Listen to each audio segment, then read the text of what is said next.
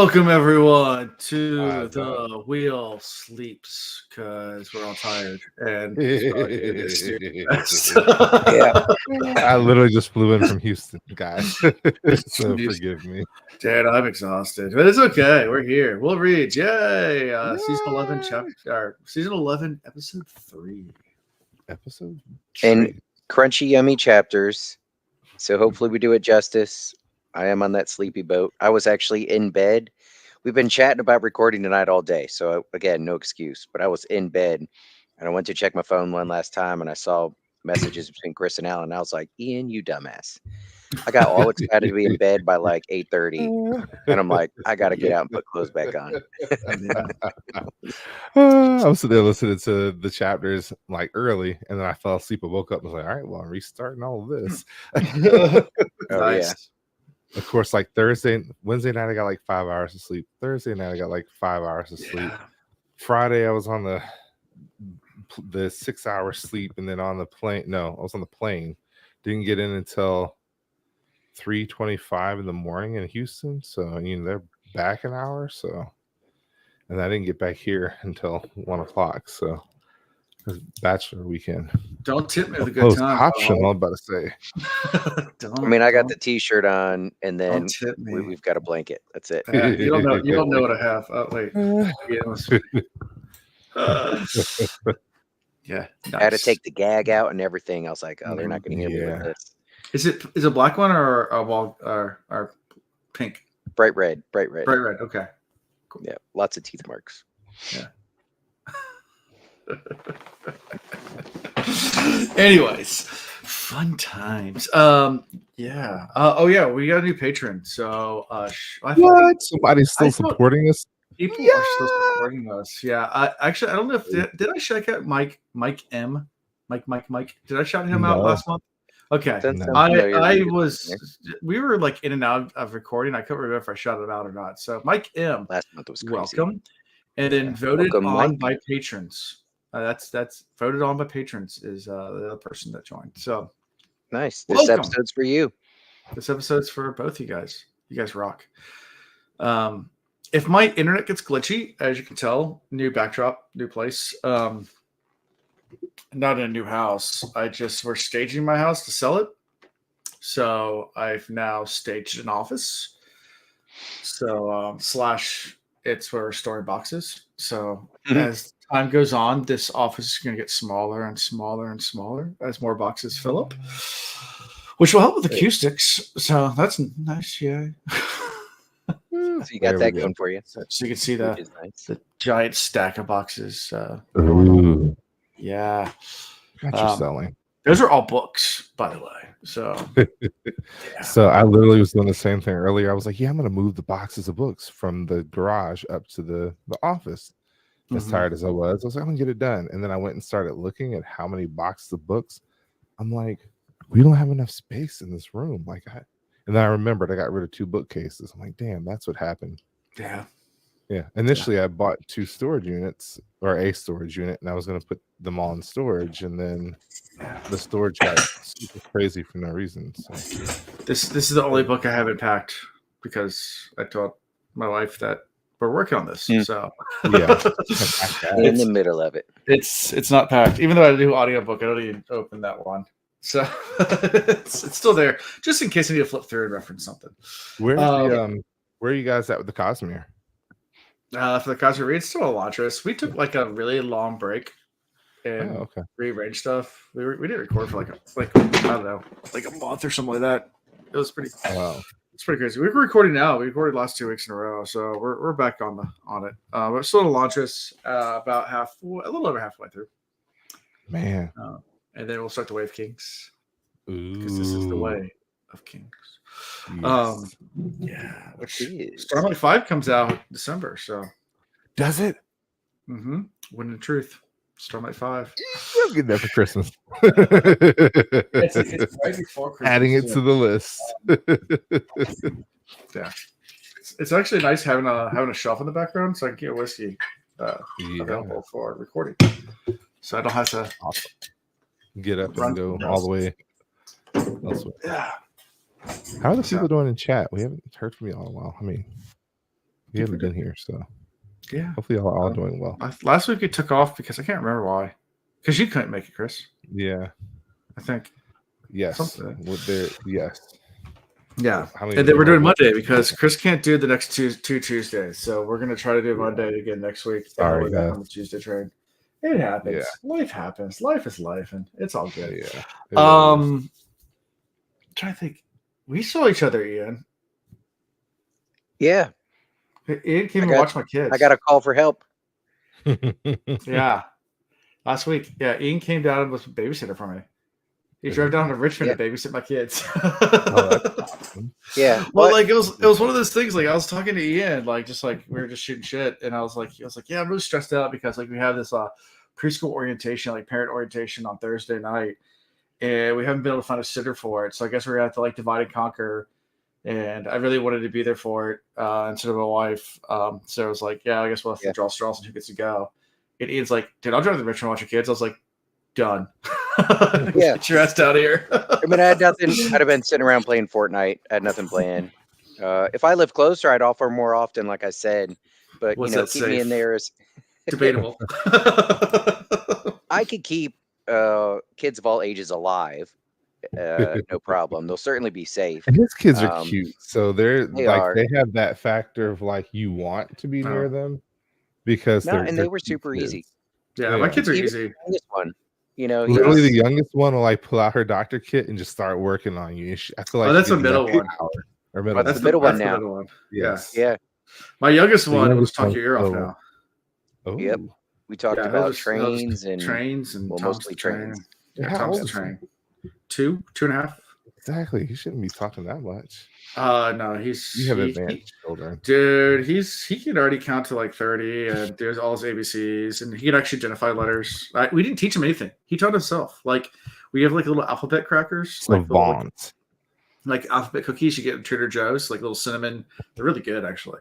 But like he picked like the other day, like we have not even busted out. Like he's started preschool. We never even worked with him that much because he's the youngest. Because it's like, yeah, fend for yourself, kid.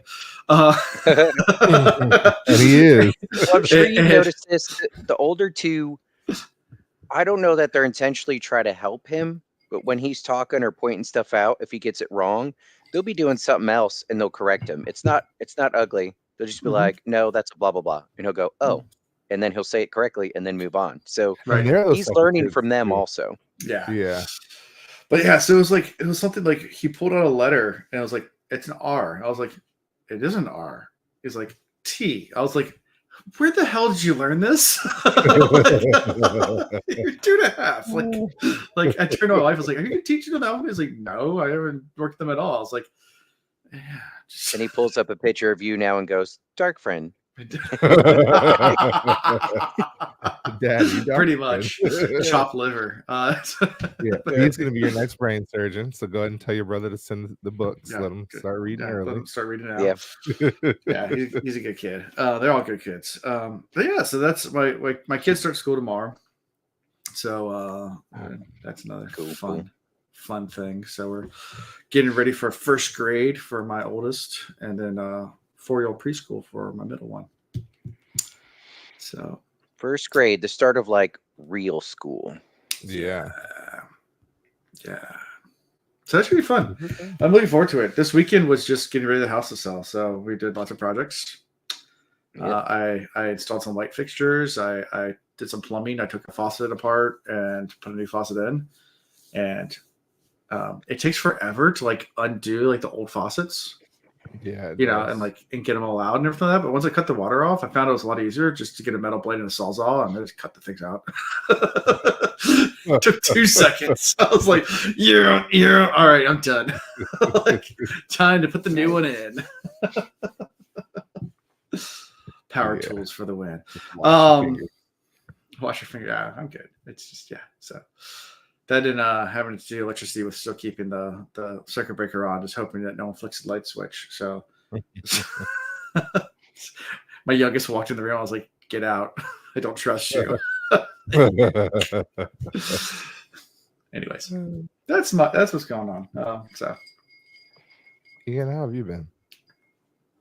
Good. I like loaded questions. Yeah. life be life in, work is work. Lining up interviews. Where I'm at, I'm getting the talk of we plan to promote you, but you got to finish XYZ with training. And I'm like, that's cool. But I think I told y'all the reason I don't have the training is for the first 6 months, they wouldn't sign off on it for me. Yeah. And so they try to play this, well, you're not going to be able to get hired somebody else promoted, to the next level without having that training done. And I was like, okay, bet. Meanwhile, I'm getting interview after interview. So, I like where I'm at, but, money is money. Money talks. Got to make money. I I'm think not that's gonna be the somewhere craziest where they thing. keep Like, BSing. I know my worth. yeah, all these companies are talking about, oh, well, you need to just stay with us, and you got to work hard and show that you're worth it. And why do you want to move on to this next level, bitch? Do you not understand that the economy is going to shit? I need to make more money. There's really no other reason. I'll learn and do whatever I need to do and learn and take classes and figure stuff out. I do that. I do want leadership because I can do it better than them. But at the same time, like, if you want to pay me more money to stay where I'm at, pay me more money. Yeah. Yeah, you're worth it, man. I got two people in my chain right now, a couple above me that, we're all just waiting on them to retire. They cause some problems. So you guys don't talk about salaries and hourly pay stuff like that. Or commission, man. I don't know what you guys are talking about. Yeah, I don't know what you guys are talking about at all. You live the life on the edge, man. But you got a great book. I never know when I'm gonna get paid or how much. I was like, it'll come in eventually. I promise. As you're talking to I do good. I do well, so it's fine. It's just, talking to your loan officer. I promise it's coming. I don't know if said anything. It's different every month. I remember I was talking to someone, I think it was a lender, because we were talking about because we're selling our home, and I was talking to someone just to look at from pre-qualifications by that. Like, how much do you make monthly? I'm like, depends on the month. I don't know. Yeah. Enough. Yeah, that would stress me. But anyway. Yeah. But that's the work life. The personal life, we had Labor Day weekend, did it at the river.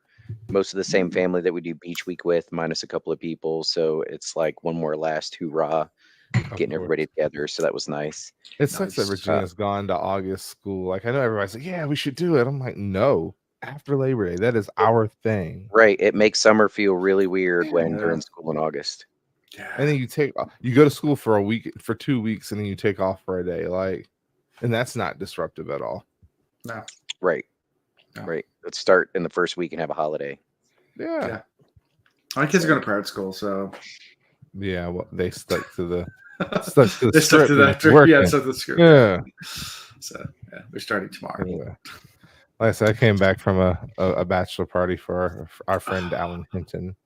Nice. Cool. And if anybody knows Alan, the other Alan, which probably nobody else does but us, he doesn't drink, he doesn't smoke, he doesn't put up with nonsense. So it was a very interesting bachelor weekend, but we still had a blast. I mean, trying different restaurants and going to museums and walking around looking at murals, and it was just an awesome opportunity to be with a good group of guys and just explore a new city.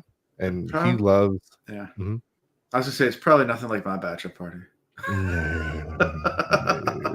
I wasn't there, and I can tell you it wasn't like yours. But I don't remember mine. There's pictures. That part. But no, he is into, because he's into buildings. He's got 2 degrees. He's got an engineer degree now, and his whole thing is like facilities, and that's what he does for a living, and he does really well at it. And so he likes to go scout out other colleges and kind of look at what they've done and pull bits and pieces from it to take back to his job and then do it better. And so he went to 3 different university tours, and it was again really fun. Got to experience some new things. So yeah. Cool. That's fun. Yeah. So new book, new chapters. Yeah. Ready for chapter 3? Yeah. Talk about some Forsaken. Yes. Yeah. They're tripping. They are. Who did they say was back? Hmm?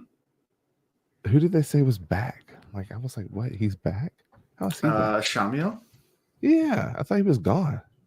He did. He was, but he has been back for a while. Just as a different name. We get confirmation this chapter. Yeah, he's the big fade dude. No, Morden. Oh, he's Morden. Not Shadowheart. Well, the shade's different. Yeah. That's right. Yeah. Well, why do they keep coming back? Like, why? This is not the dark one can bring people back with a new body. That's not fair. It's happened a few times now. I know. Happened with fair. I don't. Of all people, I didn't want him back. Like, he created too many issues in the very first book. Like, yeah, he was giving me nightmares. Let's not have him come back. Yeah. All people. Yeah. Well, the Forsaken are all gathered in Tel Riyadh after Moradin, Ishamael, has summoned them. Agonar finds Demodred, Messina, and Cimarog all deep in conversation while Grendel's just over there looking all pretty. That's what Grendel does. Fine as hell. That's how I heard it described. That's how I picture. Yeah. I said Messina. Masana. Sorry. I get that. Messina, Masana. Arengar notices Masana looks ill and joins with Grendel. Yeah, and they just kind of talks about reminiscent about the good old Age of Legends, and yeah. Those days. Yeah. Seems like Grendel is also still trying to, influence others, or they all are, but she's trying to discreetly kind of make her own little team, get others to play against each other. Yeah. Get people to sign up for Team Grendel. Yeah. She's very nonchalant about it, but she's got to be good about it to, be so powerful and so respected within the Forsaken. So, yeah, I'm hoping we get more of that. There are a few, I think. There's one, Osengar is missing, and they point that out because they're talking about they're being served by undead creatures called Zumara, which were created by Agonor, who's Osengar now. Right. Who was brought back, but has missed every meeting since Shadow Logoth. And yeah, they're like, yeah, he doesn't ever show up. Yeah, right. He's that guy that just gets kind of sit in the background. Yeah. So, anyway, and this is where they get the confirmation because Agonar mentions that Moradin was once called a Shamiel. Yeah. They're like, oh, that makes sense now. Why he's acting like he has a chip on his shoulder and he's like in charge. Right. And he's beneficially named Nameless? Yeah. Where he claimed it. Yeah. Oh, he's claimed it. And I think and they see that he can use the true power as the saw, the flex with his eyes, and you can use because that's only given to the Nameless to use the true power. Yep. Yeah. So all right. Chris, I kind of spilled the beans a little bit in that Grendel might be my fave, but if you had a root for a Forsaken right now, which one would it be? That's not really something I've actually given thought. I mean, I'm surprised you're not going. Land. Yeah, I was just about to say, surprised you didn't say Lanfear. She's there. Even though she's wifey, she's back. Her motivations. The more I've gotten to know her, she seems a little crazy. Yeah, well, I mean, she's that crazy girlfriend that like hot crazy scale right, a real thing. Hot, and she's a little crazy. Yeah. Lanfear crazy? No. Yeah, but she's going to be the one that causes the most problems for us. We know this when she gets free of Morden. Is that am I saying the right name? Yeah. When she gets free of him. When she gets her soul back from his necklace or whatever it is that he's got, I still don't fully comprehend that concept. But when she gets her soul back, then she's going to be a force to reckon with. And I really think she's going to flip sides. Like, she has already alluded to it. She is all out to just helping Luz Theron. And we know that Luz is just as influential in Rand's mind now as Rand himself. So, if not almost more, we're getting there. We're getting there. Do you remember, like in book 2, when you guys were like, man, the Forsaken have this shit so much together compared to our heroes, and like, Yeah. and This episode, it's like, Dark Friend bro. Social. I was like, oh, I'm look how glad you organized said it they because are. I've been waiting for that to be brought up. Like, I have never seen a group of conniving, backstabbing people. Like, how can you function? Like, I feel like this is probably how a lot of offices really run, but Are we talking about American politics, or are we talking about the book? What are we talking about? That's exactly where I was going with this. But you just anyway. Everybody smiles for the cameras, then behind the scenes they're stabbing each other in the back, and I'm like, alliance is here, alliance is there, underhanded alliance. Like everybody's aligned with each other in some way, but they can't all get like if they were to work together, this would already have been done 5 turnings of the wheel ago. Like, But to your point, when you were talking about Lanfear, they all have different goals in mind. So that makes it impossible for them to unify and work towards one thing. Yeah. You know, they're not all going to unify behind Lanfear and her goals. No. In fact, I think if they found out what Lanfear was actually like, what actually drives her, they'd probably get rid of her. Yeah. You know, and they are bickering this entire time. I mean, Demon Dread actually goes up to Erengar and was like, "Yeah, you're supposed to like keep tabs on Egwene. Like, what the hell are you doing?" And like they didn't turn and give each other a hard time about how they're all failing at their missions. Like, yeah, aren't you supposed to be doing this? Like, weren't you supposed to be doing that? Like, yeah, what are you guys doing? Like, yeah, you guys are all screwing up.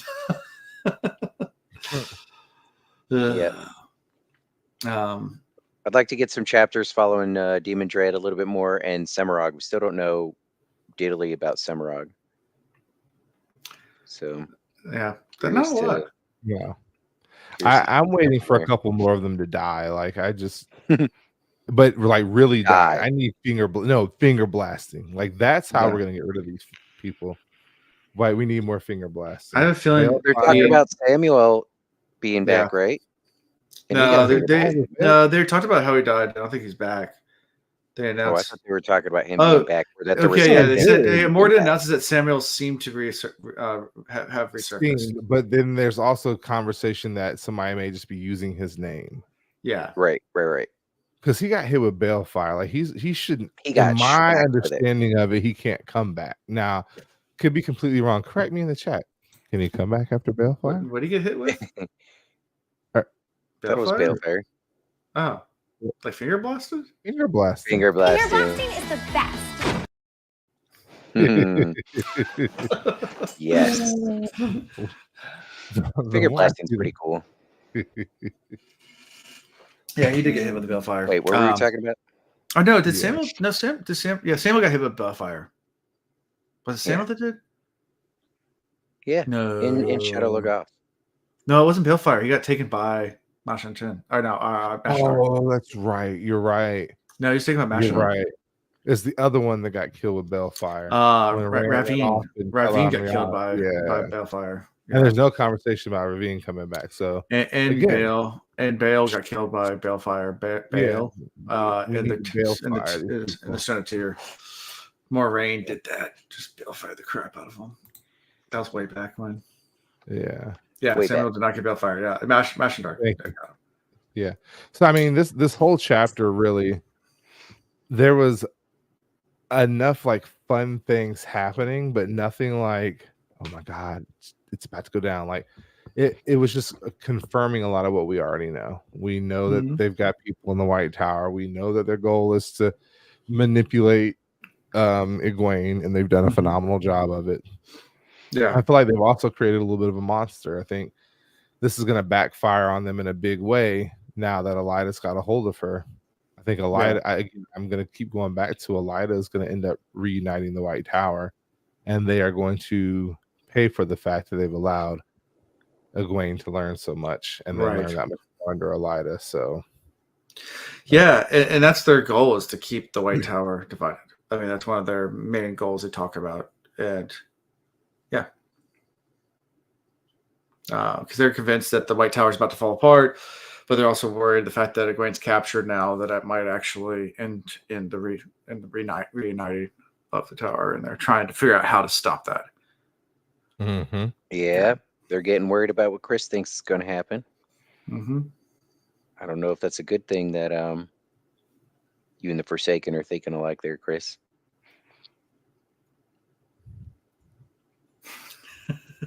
I'm smiling. For those that can't see me on the camera, I'm just gonna smile. Yeah.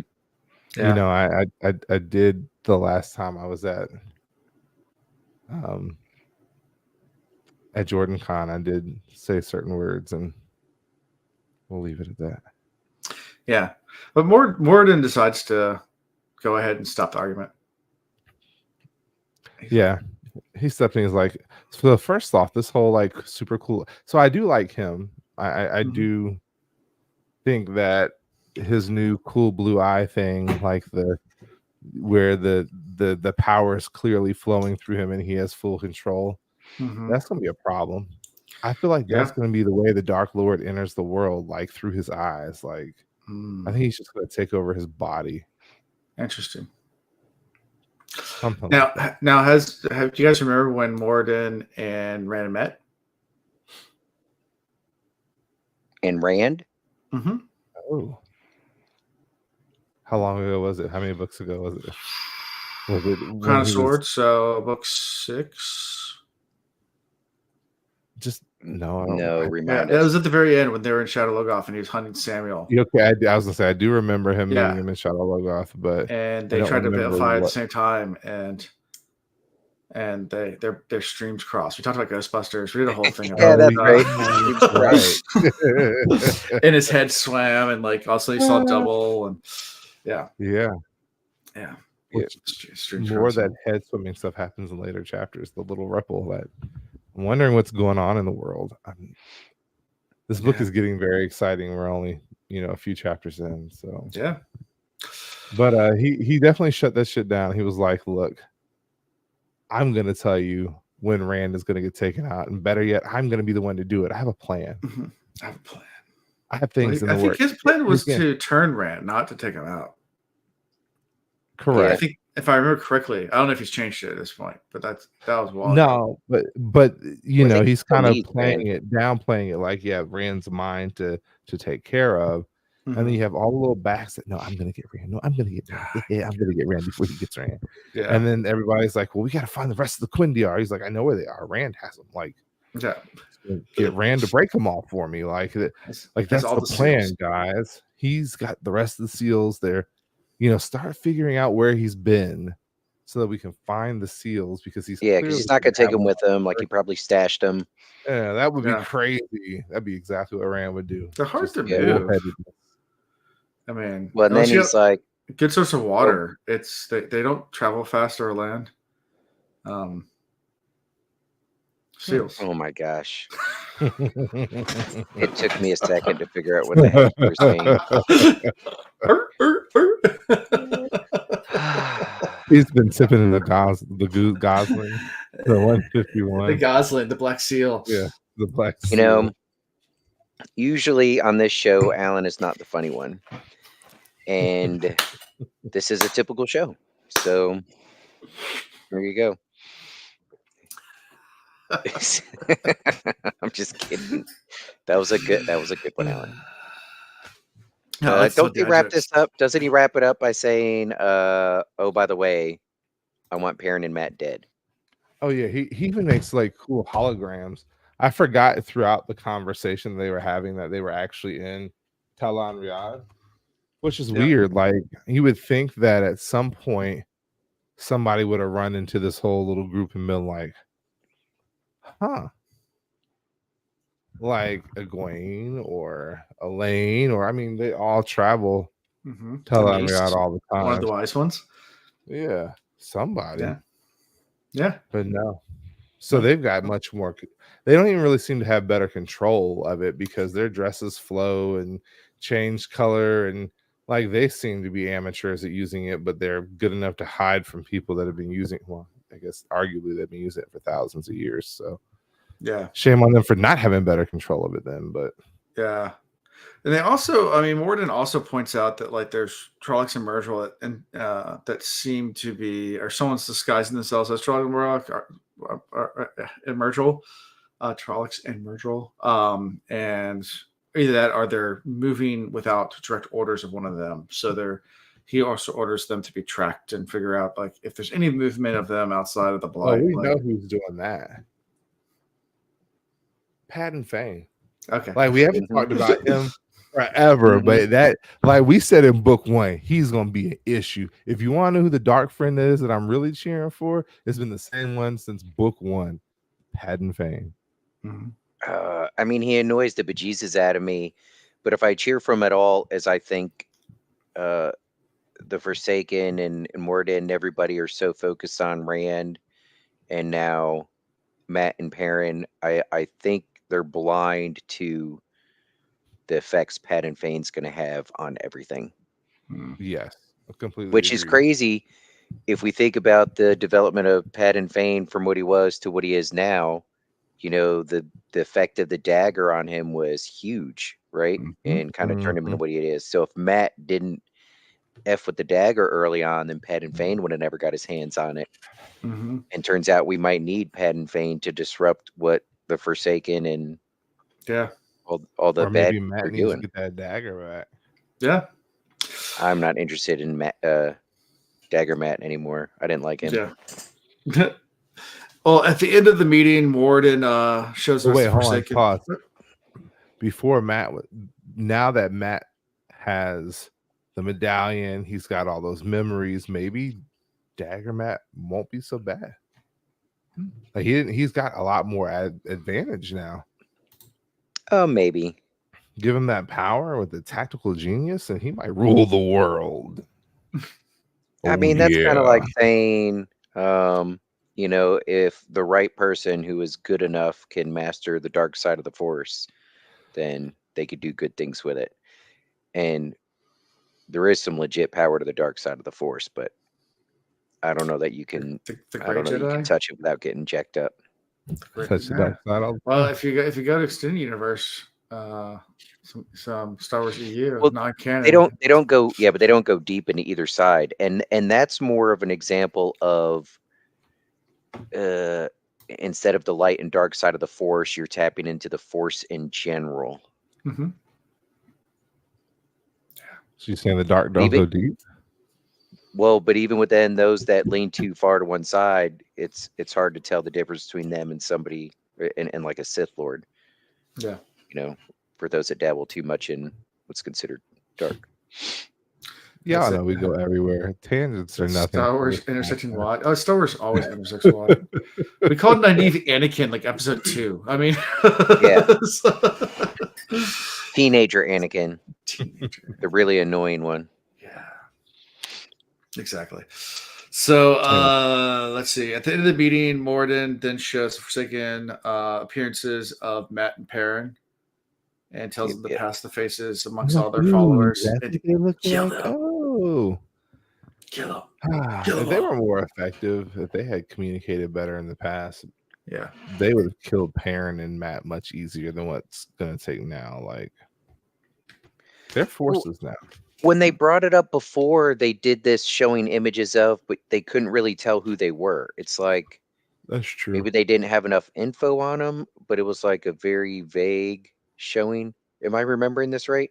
No, you're right. Because this is where they talked about how like there's 3 legs to the chair. Really and you take out any one of them and it'll fall. They weren't all there yet at that point. So they didn't have the network. They didn't have the power. They didn't have the knowledge. And now that they're all kind of out and about, I'm sorry. I just got distracted by finger blasting. There's a big lag on my YouTube stream. Anyway. Finger blasting? I can do that one. Yeah. Anyways, yeah, anything from this chapter before we move to chapter 12? I'm most worried about Perrin with them actively being hunted now. Matt is still suspicious of everything and everyone. But Perrin so desperate to get his Fail back. No. If any of these Forsaken come across his path and know how desperate he is to get Fail back, they will be able to get him to do anything. No. They can set him up. Did you listen to the chapters? I did. And at what point did he go, fuck it, I don't want Fael anymore? No, but he's already made the deal with one devil, and I don't think they're gonna at all let a Forsaken near.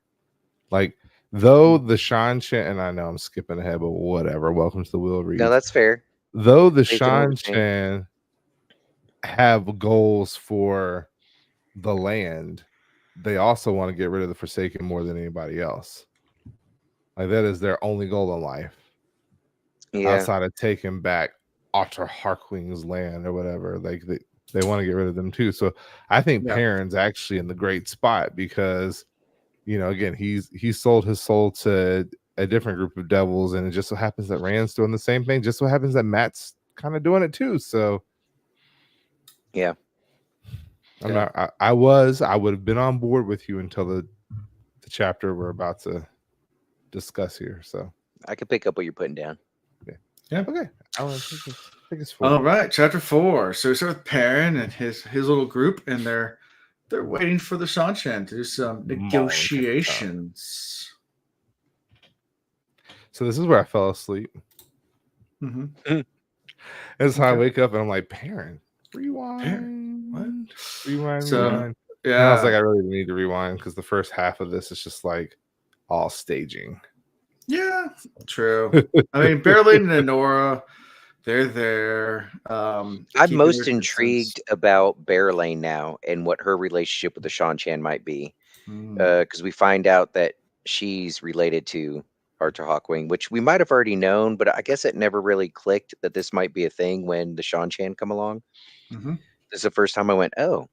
And I remember the chick they're talking to was like, well, that's fine, so long as like you don't try to make any sort of claim.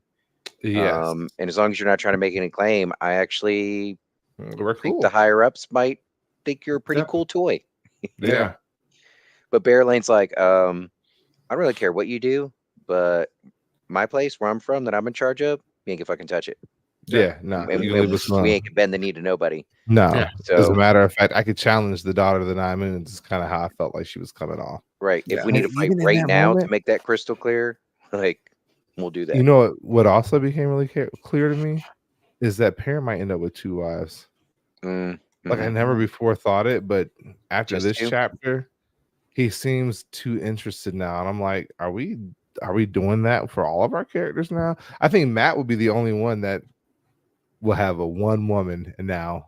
I mean, I would love to believe that Perrin remains a one woman man, but well, if he goes more wolf, it's not like, you know, the head of the pack just has one wifey and that's it. Well, that's true.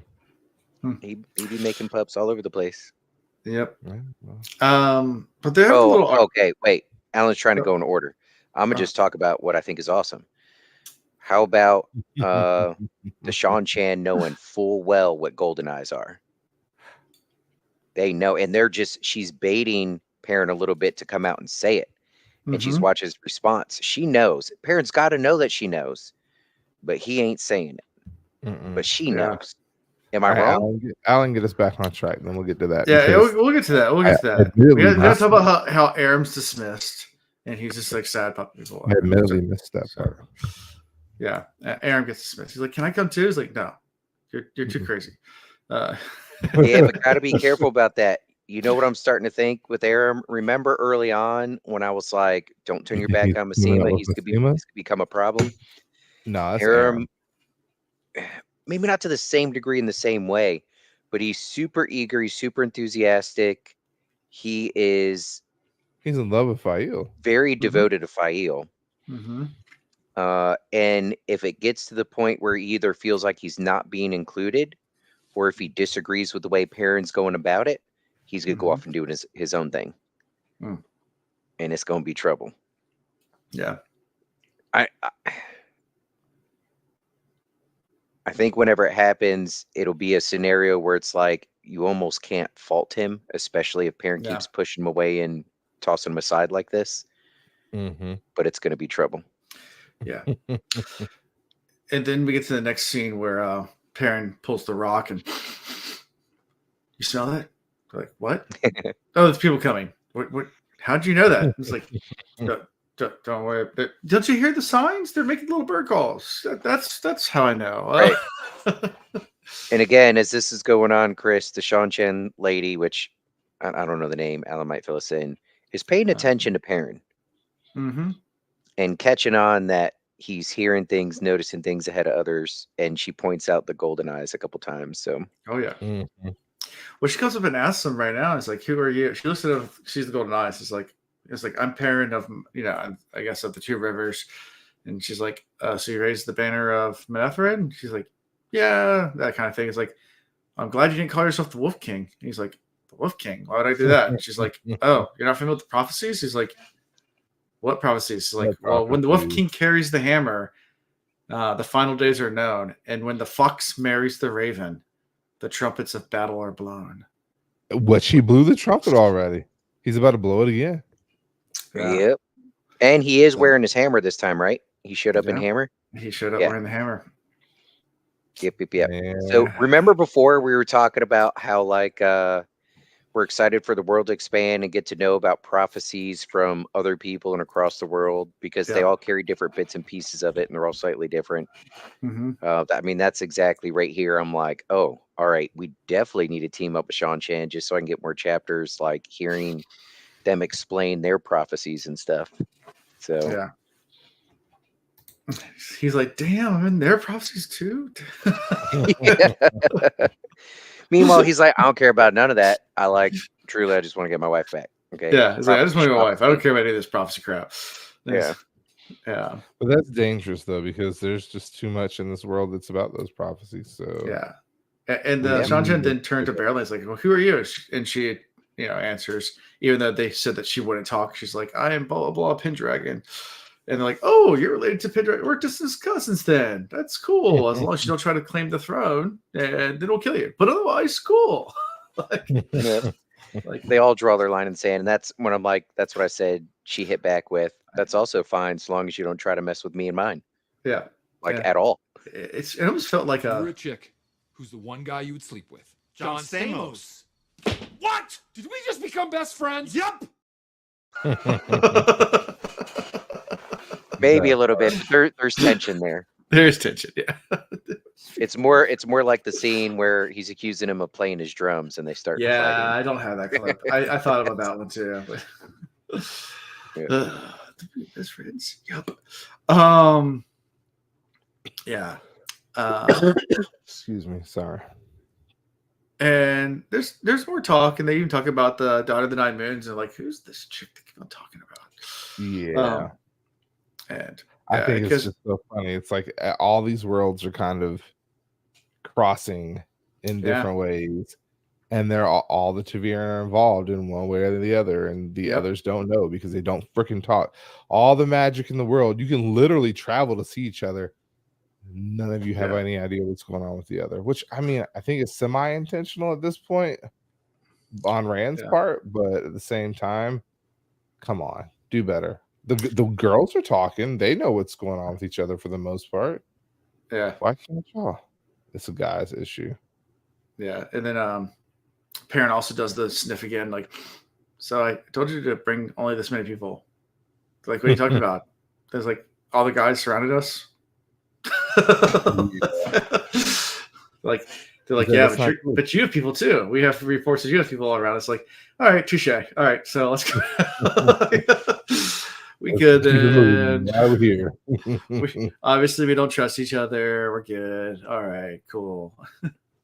As long as we both know that everyone is checkmated everywhere, we're good. That part. So yeah.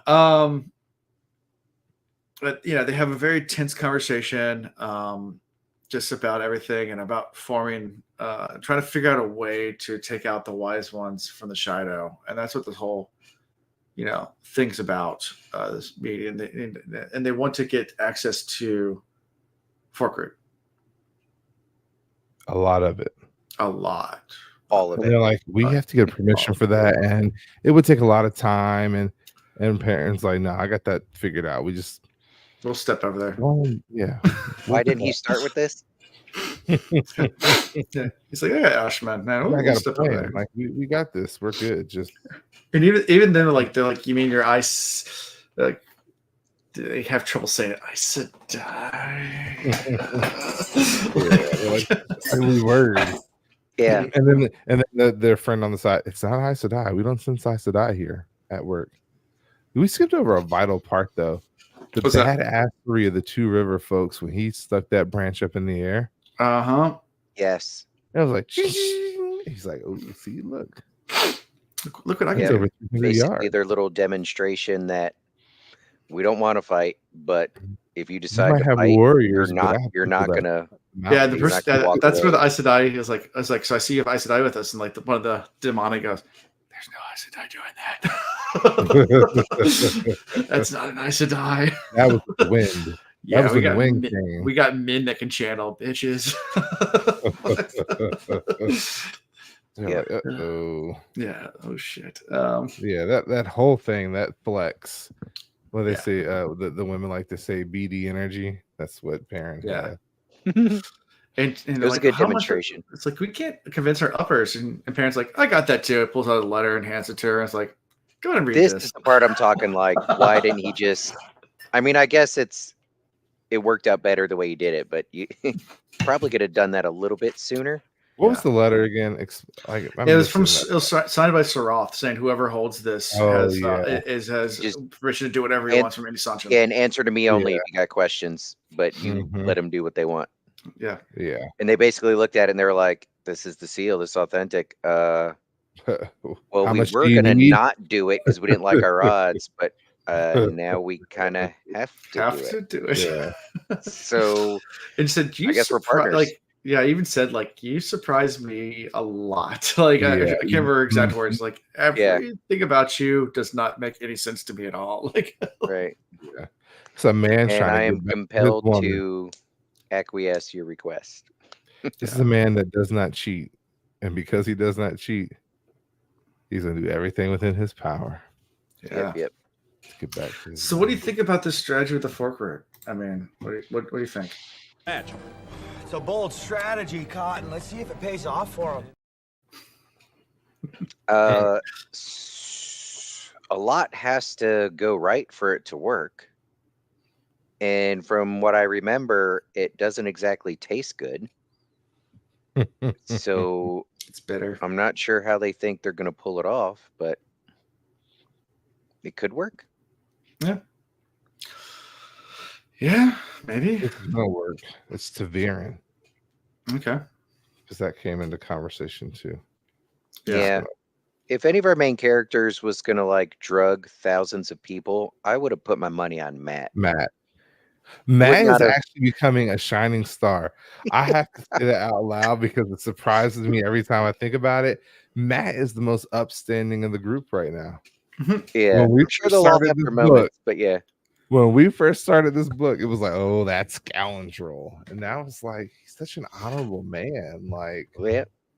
Mhm. He's doing a better job sticking to his principles most of the time. but he's got Yeah. sisters.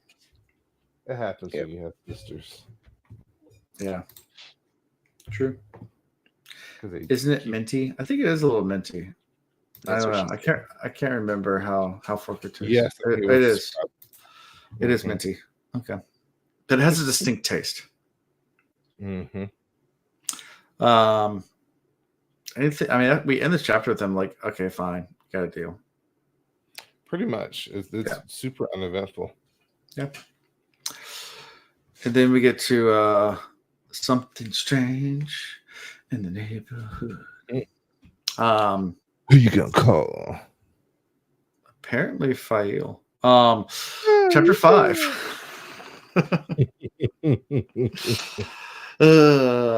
This is when Fail this is a fun chapter. You get the weird thing that happens, and she doesn't steal, but she gets a rod. Giggity. Right. So Fail, it starts out with Fail attending Savannah in her tent and serving her wine. Yeah. they're trying there to get the rod, and they're trying to wait for Savannah to go to sleep. But also worried about oh, thank you. Also worried just about past punishments and just on pins and needles about everything. Well, I mean, before they even get the rod, though, isn't she camped out listening to conversations, and you're seeing how much this group of Aiel are very unlike Aiel. Like, Yeah, they are all about their jewelry and their gluttonous, and they are going 100% against the ways. yeah. And I feel like, yes, you had something shake your world. Like, you found out that, at one point you were a pacifist, non-warrior group of people that had a charge and you failed. But at some point you gotta like pick up the mantle and be like, all right, we're gonna make amends for this. And this group's like, nah, we're good. As a matter of fact, I don't even care anymore. Like, I can go get fat now. Like, Yeah. Yeah. And the women are catty. Like, yep. Although Savannah does kind of complain about Galena being punished too much, so she does have kind of a soft side. But then she's like, I don't really care about her well-being, though. Like, but you guys are doing too much. You guys are just doing too much. You guys need to take it back a notch. And yeah. That's when Vile sneaks out. That's when what? Vile sneaks out, yes. Vile sneaks out. During that, yeah. Scolded because, well, no, that's before that. That's when she runs into the guys and they sneak her the rod, and then she's trying to get her hands on that white rod. Yeah, they're talking about getting away, Life and depends on it. And then her other husband's hiding in the background, just watching like a creeper. Her other husband? Yes, like the one that's actually gonna free her. Like, so how do you think she's actually gonna get out, Ian? Does Perrin save her? Does she save herself, or does her other husband save her? I mean, he's giving all the wrong lines, though. He's like, trying to be smooth, but not smooth at all. Just creeper says. Super creepy. Yeah. I can let you go. And, if we do anything, white guy Sean doesn't count. So, if it's just the tip, it doesn't count. So. Hey, different area codes, Fail. Come on now. Gosh, I don't know. I just have this feeling that a plan's going to start to work and it's going to look like she's home free, and then something's going to go horribly wrong. I still think she might end up dying during this rest of the attempt. You still want her dead, so I don't want her dead. No, my goodness. Don't take it as that. I feel like that's the setup here. Okay. Yep. Let's see. I'm trying to think of where we are in this chapter now. Let's see. All over the place. I think so, all over the place. Because there's a lot of talk to. Thervana says the wise ones, Thoralva says the wise ones want to move north and east. Talk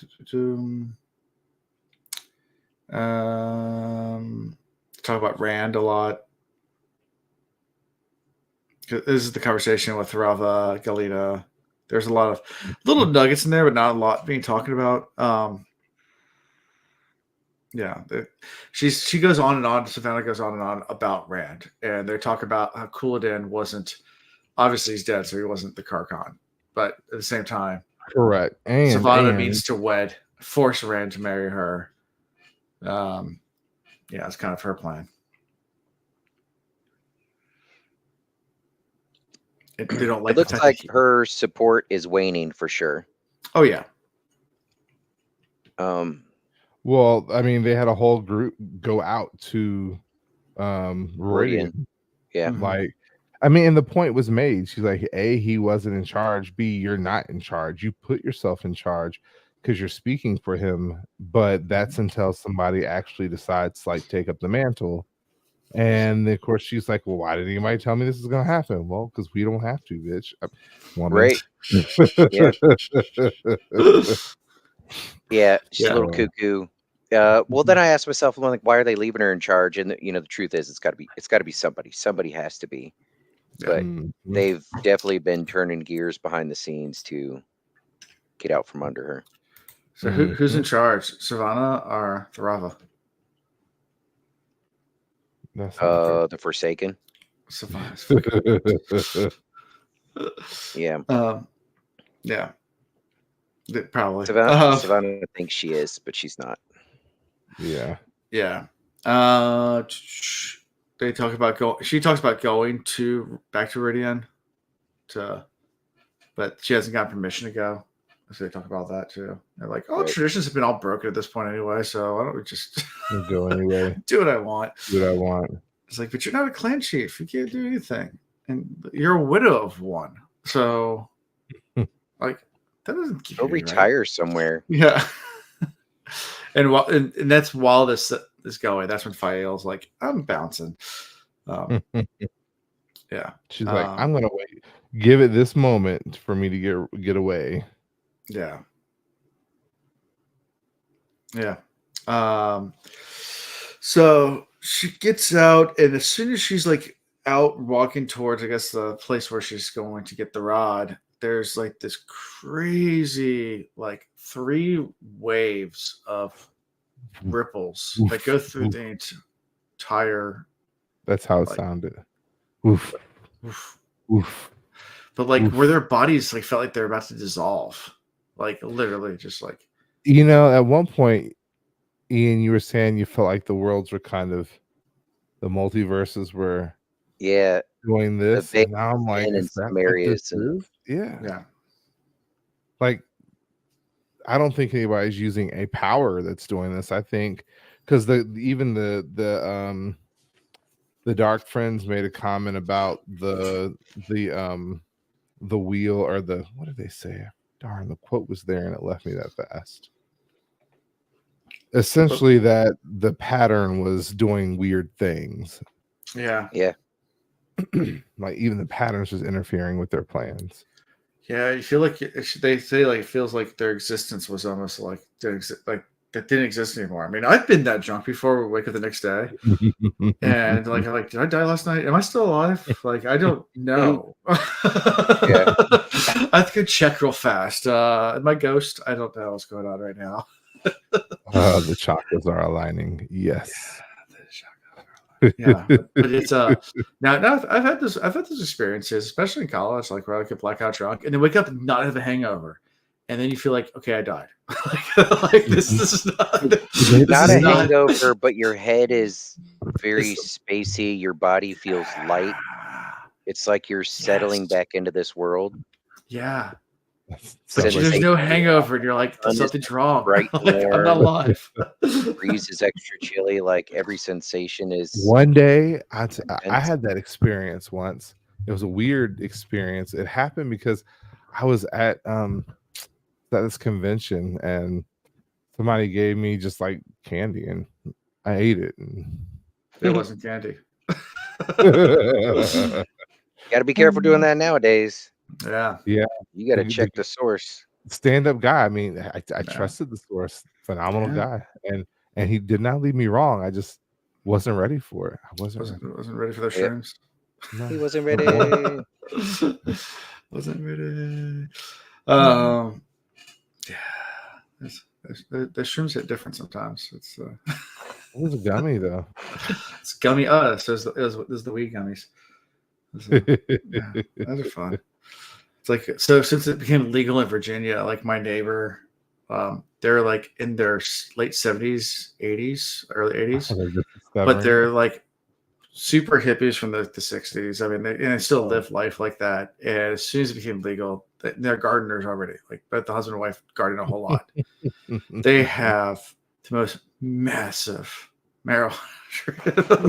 Like, it's just, you look at our backyard, it's just these massive like plants. I'm like, I was talking to my neighbor the other day, and he was like, yeah, I never talked to your neighbor. I was like, oh yeah, they're awesome people. We go over there and have wine with them sometimes, but they're usually really high. He's like, they get high, and I was like, yeah. If you ever look in their backyard, he looks over and goes, holy shit, I've never looked at it. I was like, yeah, dude, it's legal now. So he's just like out in the open, just growing it. Once Virginia legalized to growing your own plants, he went straight overboard on it. So it's always good. But good people. They're fun. He gives me whiskey sometimes, so I like him. And gives me and they have like wine afternoons. Like, 'cause they're retired. I mean, they're older. And they'll have like people from the neighborhood just drink a lot. Good people. Anyways, yeah. So the crazy waves of existence go through. Even everyone's like it freaked out everybody. Yeah, everyone's like hugging including each other and our- like, "Are we still here?" Okay, yeah, it still works. even our wise ones. Now, do you feel like our wise one like kind of knew what was happening, or just was that freaked out that she kind of froze and had an internal panic moment? I don't think anyone knew what it was. Well, I mean, she kind of like hesitated, like a moment. For me, it felt like a moment of recognition. Like she kind of had an idea what was going on, but wasn't really sure about it. And that could be completely wrong. I mean, I just misread it, but Yeah. I want to know if we're going to get a few chapters of everybody experiencing this now, or if it just happened in this isolated group, because that's the other thing. What do you think it was? Do you think it was a buble? Or do you think it was something else? Could be I don't even know. I think it's the worlds colliding. I really do. Like I said earlier, I'm starting to think. I'm kind of falling into Ian's thought process of the multiverses coming together. Or it could have been a massive shift in the pattern because something's going right. So the Mandela effect's going to happen for the rest of the book, and everyone's going to remember everything differently, and it's going to be. Yeah. Could be. Yeah. There's a lot of those. I used to not believe in those until there's a couple of them that just really bother me now. The Mandela effects. What's that? The Mandela effect, it's like when you swear something was one way, but actually there's no evidence of it being that way. And everybody like Sinbad playing like Sinbad. Yeah, Sinbad's a classic one. That happened. Sinbad and I saw the movie. Shazam or whatever. Yes. Or Kazam. I saw the movie. Not Shazam. It's Kazam. It's Kazam. I saw the movie. The movie doesn't exist, man. I wish I still had it. I had the VHS. I saw the movie. Had it. No. See, I took it from you, man. You wouldn't be able to have it. See, I took it, man. They erased that timeline. It's gone. That and like Fruit of the Loom, like you know the cornucopia, like the little basket that all the fruit was in. Yeah. Never existed. It just was fruit. There's never a cornucopia. Never a basket on the logo. There totally was. Never was. About to find some old DVDs. Prove you wrong. Your whole life's been shook. I know. Kazam happened. I don't care what anybody says. I saw that movie and I loved it. Yeah, so that's the Mandela effect. So that's when worlds collide, that's what happens. The brain is weird. I know it's a weird thing, but the funny how like entire populations like remember it a certain way. But I mean, we create our own reality. Like time does not exist. Like, it's like the 90s S that like no one knows where it came from. You know what I'm talking about? Like the 3 lines, and then you draw the S. Yeah, no one knows where that came from either. But everyone around the world around the same time started drawing it in like middle school, high school age, like in the 90s. And there's no logo that it comes from. There's no like but it happened. It spread so fast around the world that people are really confused about the origins of the 90s S. I always thought it had something to do with graffiti and hip hop. No, never even thought people about thought it was Stussy, but Stussy, which is a surfing company, said they never used that S. There's a lot of theories around it, but I've never thought about it. Yeah, no, there's lots of weird stuff in the world. Brains like String Flame said, the brain is weird. Brain is weird. It's really strange, and people remember certain things, and it corrupts over time. It's a lot like a computer file, the way human brain works, and like over time, the actual funny thing is like our fondest memories are the most false memories, because the more you recall a memory, the more your mind will change it.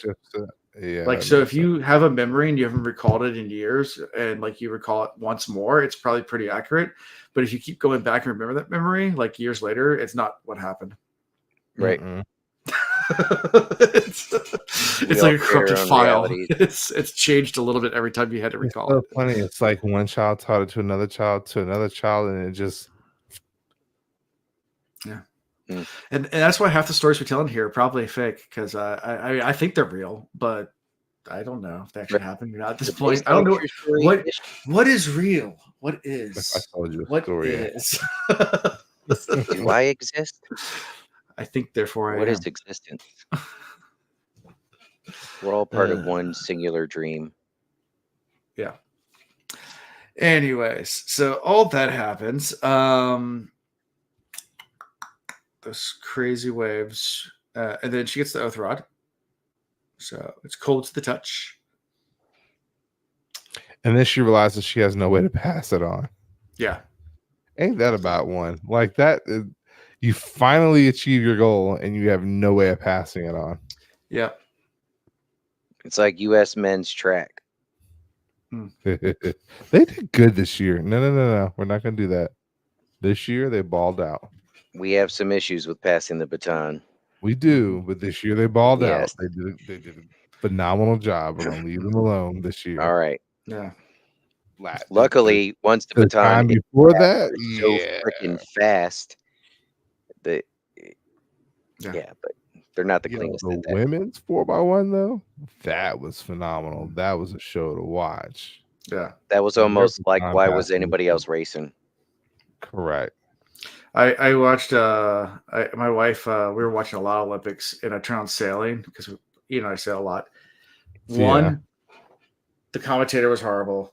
Two, they don't know how to camera angle it to make it even somewhat even know what's going on. Three, I was critiquing the crap out of how those guys were sailing because it was like high school level like mistakes. But the rowing was pretty dope. Rowing finally made some achievements this year. So I was just shocked by how bad the sailing was this year because they made 470s co-ed really? instead of men's and women's. So it was always a male and a female team. It could be either skipper could be female or the crew could be male, but it had to be one of each for all 470 teams. Or at least that was one division I was watching, and just the sheer amount of lack of fundamentals was driving me crazy. Yeah. I don't know how they set the teams up, but if you're not used to working together, well, you should be to train. Like, I don't know. Like, it's like, Ian will tell you this. Like, so like the amount of sunlight between on a 470, the amount of sunlight between the skipper and crew was disturbing. It should be zero. You should always be hip to hip at all times with nothing in between you. Yeah, and all your movements are choreographed, so that if the crew has to move, the skipper's adjusting weight and everything. It's a seesaw. You if two people are sitting on either side, the boat does this. Motions. If people are sitting together, the boat does this through the waves. This is slow. This is fast. Okay, Dan. Look at you go. Anyway, I heard I was frustrated. I used to coach collegiate sailing, so I was just very do it right.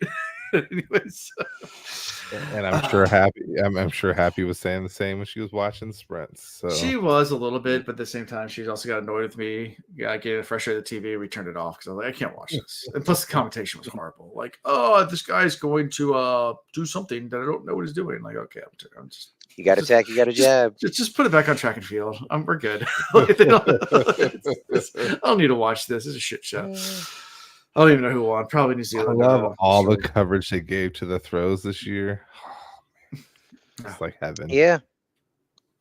Well, at least so I was watching Hulu Live, and there were 2 or 3 extra channels that were showing the not as popular stuff, I guess, or not the mainstream highlighted stuff. So I was watching ping pong. Oh yeah, all sorts of stuff. I was watching crazy stuff. You watching breakdancing? Badminton. A little bit of breakdancing. Oh, There were some phenomenal break dancers there, but nobody will ever remember them because of the. Never mind, and we'll Yeah. continue. Yep. Yeah. That was the end What of else the you got chapter, for by us? the way. What else you got? We're done with the chapter. Oh, you guys We're Roland, which we already talked about Roland. Yeah, he's Yeah. gonna get her out. Like he's See? clearly in love. He puts flowers on her hair.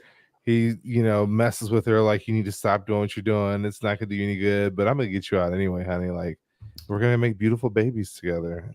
Why need pups when you can have babies? And right before they get free, Aram comes out and stabs this dude, thinking he's a bad guy, which he kind of almost is. Speaking of tossing, Chris shared a video. You should share our Discord, dude.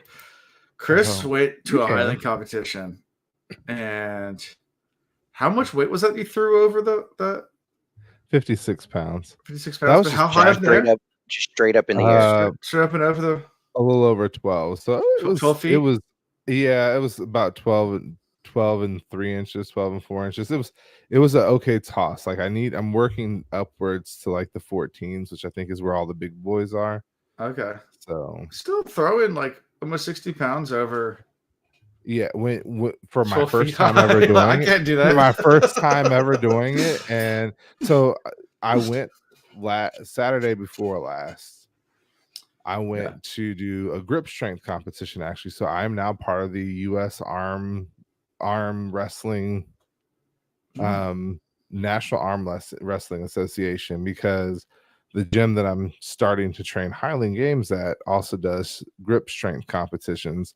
And so the owner was like, hey, like I went in, met him, shook his hand. He's like, holy hell. And I'm like, what? He's like, your hands are massive. I'm like, well, yeah, they're pretty big.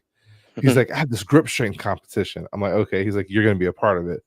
I'm like, I don't even know what you're talking about. He's like, he shows me all this equipment. He's like, I just want you to come in and train on it. And da da da da. I'm like, okay, yeah, sure. Where's the Highland stuff at? That's what I'm here for. Yeah. He shows it to me. And so he shows me a little bit, but he's fully focused on grip strength stuff. So I kind of leave it alone. And then like the week before, I was like, I should just try it. And so the night before, I joined the National Arm Lifting Association and then signed up for his meet and showed up Saturday morning, having never done any of these lifts. I got second place in one lift. I got third place in the second lift, and I got second place in the third lift. Now, I need to lose about 50 pounds for that to mean anything. Yeah, that's what zero training. Yeah, that's zero training. It's like 3-inch bar pickup. It's pinching thing like plates. It's like it was crazy. And carrying grocery bags was my training for that. Yeah, one trip and one trip. One trip only. I feel that. I feel that. That's always legitimately like. So they had just like a tube that you had to pick up, and then weights attached to it. You have to pick it up like this. I had like over 300 pounds on there, just picking it up. I was like, well, I'm used to this motion, so. Yeah, I've trained that motion. Oh, sorry. Yeah, exactly. You did it wrong, Alan. It's like this. You gotta get the hands. You gotta get this. That's your training. You gotta do a little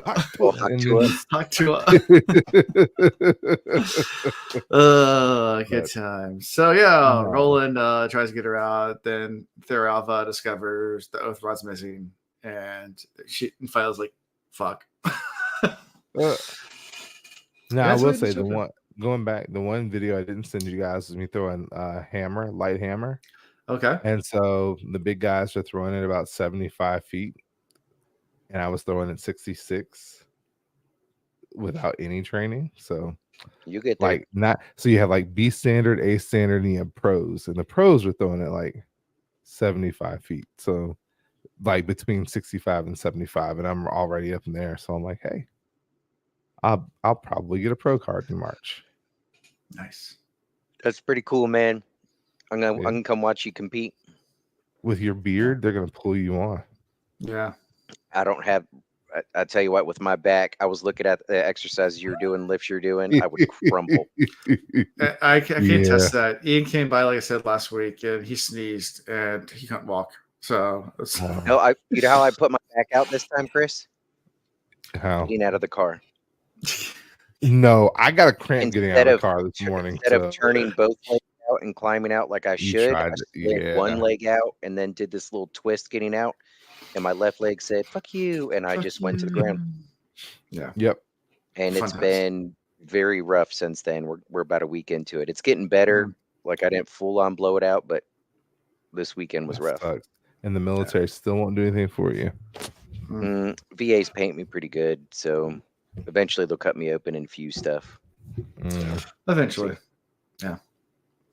Well, that's what this chapter with Fed had safely hidden the rod. She had hidden the rod, so she was good, but she's still worried. I mean, it's always nervous when someone's turning everything over and looking for something that you have.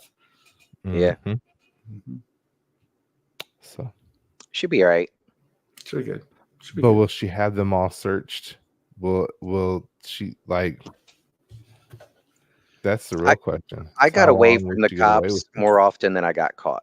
So, and I was actually pretty dumb and naive. She's craftier than I am. Yeah. I mean, they show the videos on TV, like people getting caught all the time. The amount of times we ran and got away, they don't. I mean, unless it's serious crime. If it's serious crime, they'll try to find you. Right, but the little if it's stuff, just like chasing you off a property or something like that, they give up real fast. You know, it's really funny that triggered that memory of old Marcus Vick running from the cops. See, I couldn't rely on speed alone. I had to be crafty. I had to choose my hiding spaces, crawl in ditches, bushes. It still reminds me of Jimmy. That was the best. I turned around. Jimmy's one of our friends from Newport News was, and I saw him leaping over the fence. He was gone.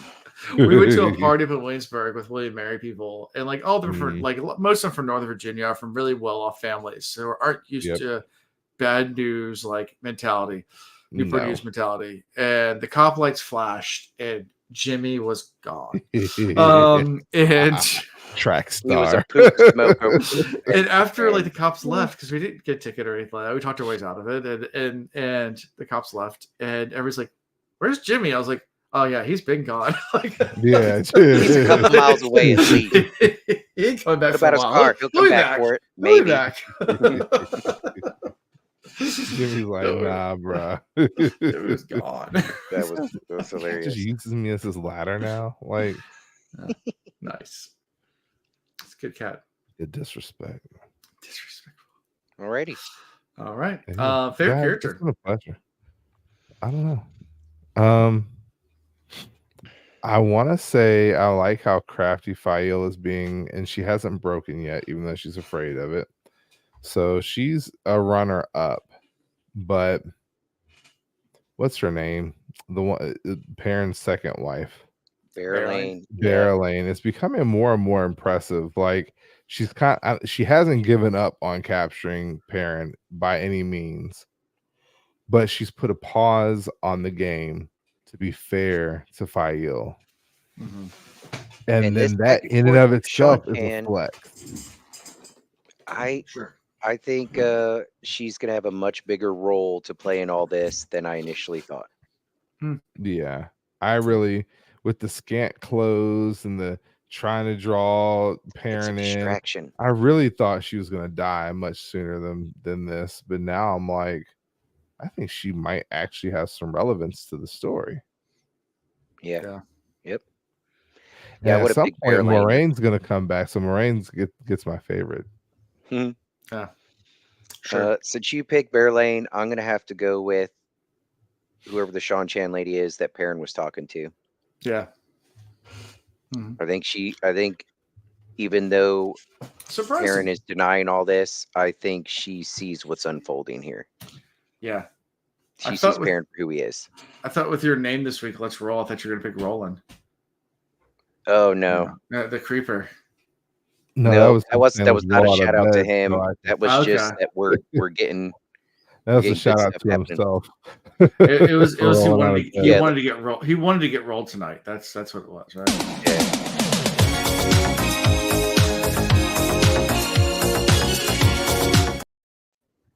You know what? That bothers some people, but I actually like it. So Tom Monus is my favorite for the week because he's there in my heart still. Ian's checked out now.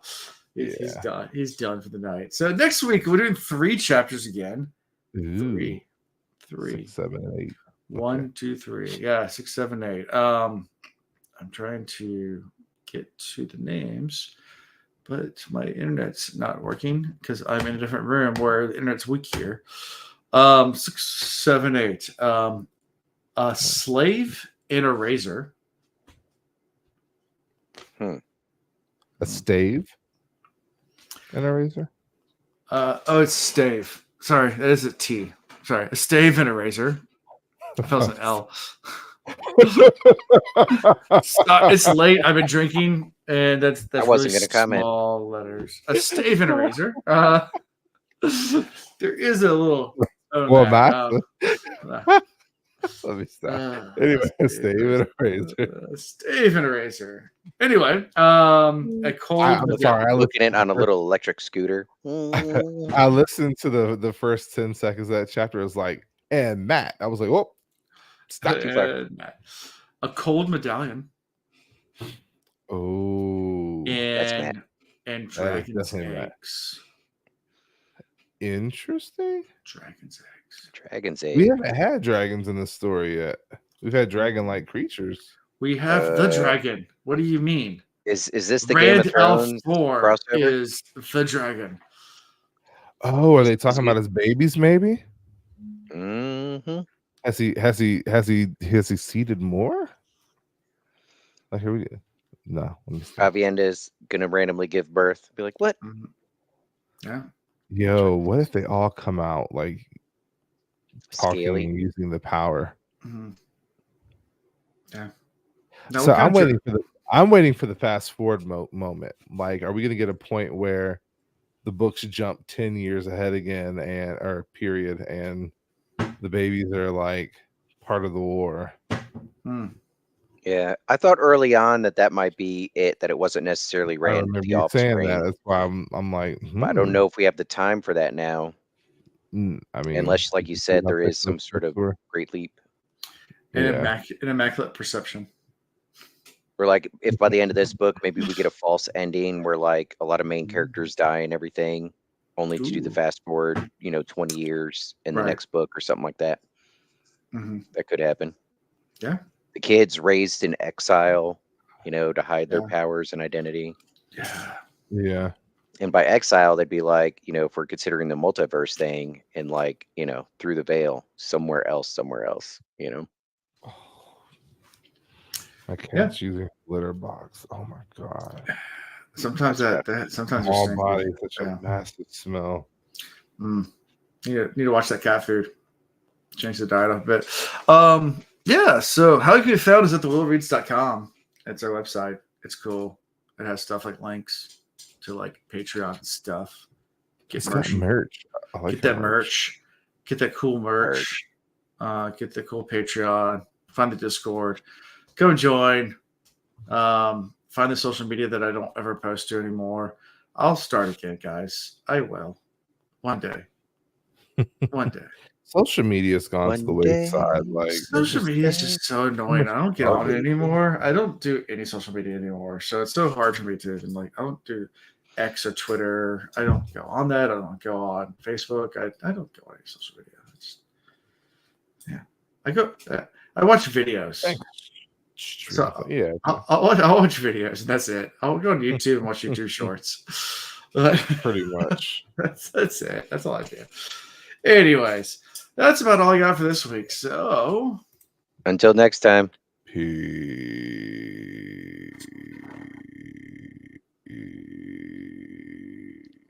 I caught my second win. I told them earlier I was going to fall asleep, and now I'm wide awake. So you made it. A little bit of a nap. You made it.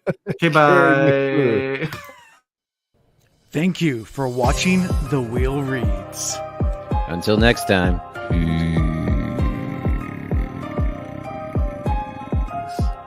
Okay, bye.